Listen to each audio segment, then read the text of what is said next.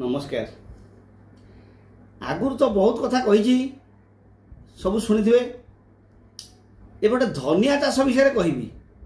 धनिया देखुं ये जो धनियाटा यहाँ रोषे घर पर निहाती दरकार।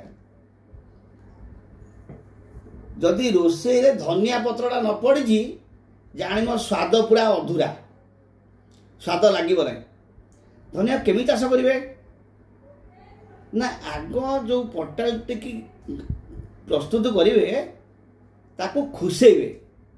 दी तीन थर कोदारे खुसेला पानी छिटी देवे। पानी सीना कौन टेला गुड़ा सब आउ थर को बतुरी जाइए, आउ थे खुसेदेवे।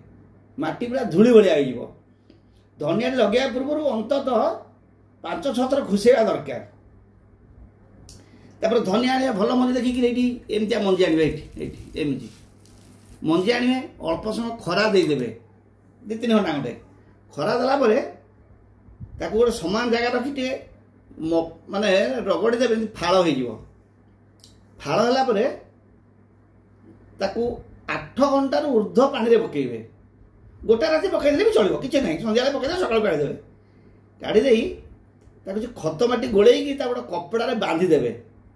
कपड़ा बांधिदे गोटे जगह पोतीदेवे।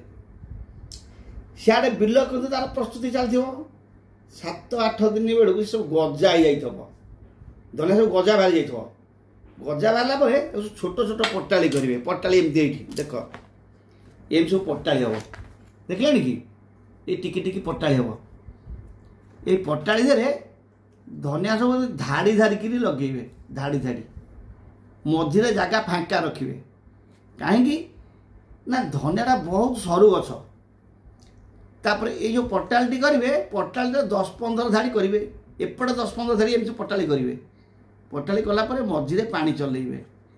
पानी चलेबे जो धनियाटी गजा हो 3-4 दिन गछ उठी।